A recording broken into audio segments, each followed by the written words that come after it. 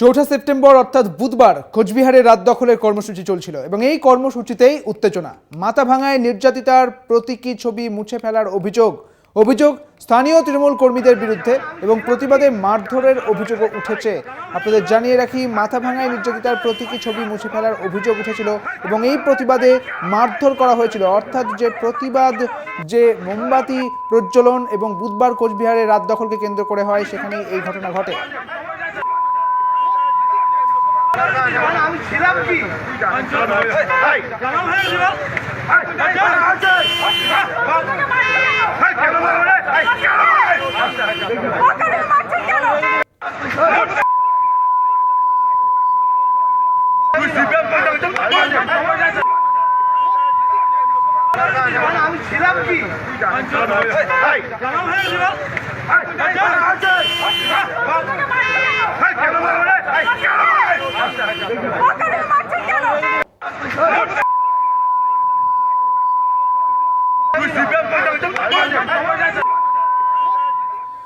যেমনটা জুনিয়র ডাক্তারেরা বলেছিলেন যে এই চৌঠা সেপ্টেম্বরে বাড়ির আলোটা নিভিয়ে দিয়ে তারা মোমবাতি এবং প্রদীপ নিয়ে নাগরিকদের বাইরে বেরিয়ে আসতে বলেছিলেন, তাদের প্রতিবাদে সামিল হতে বলেছিলেন। ঠিক সেরকমই বুধবার কোচবিহারেও এই রাত দখলের কর্মসূচি চলে এবং সেখানেই এই হট্টগোল তৈরি হয়, প্রতিবাদীদের মারধরের অভিযোগ ওঠে।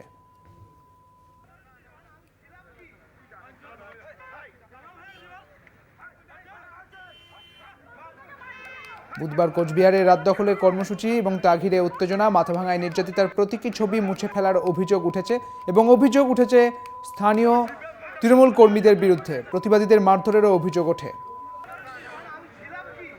আমাদের সঙ্গে রয়েছেন আমাদের প্রতিনিধি রবিউল হোসেন। রবিউল, ঠিক কি আপডেট রয়েছে, প্রশাসনের কি ভূমিকা?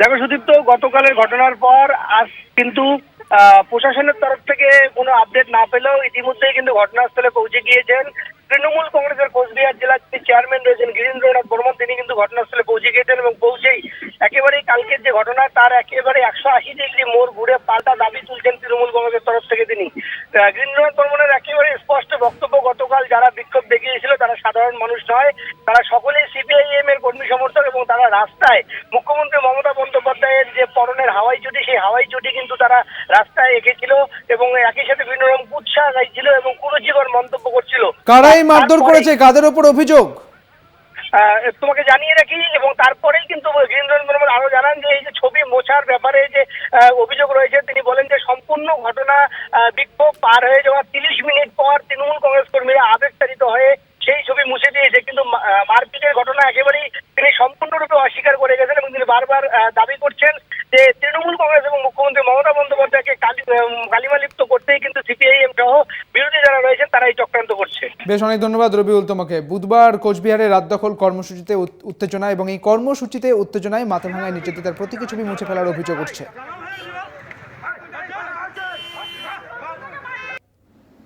মাথাভাঙার আজকের ঘটনার সঙ্গে তৃণমূল কংগ্রেসের কেউ জড়িয়ে আছে কিনা এ বিষয়ে আমাদের কাছে নির্দিষ্টভাবে কোনো খবর নেই, তবে আমরাও শুনতে পেরেছি যে একটা গণ্ডগোল হয়েছে। যারা আজকে প্রতিবাদ কর্মসূচিতে অংশগ্রহণ করেছে বা যারা পেইন্টিং করছিল, স্ট্রিট পেইন্টিং, তাদের পেইন্টিং মুছে দেওয়ার ঘটনা ঘটেছে বলে আমরাও খবর পেয়েছি।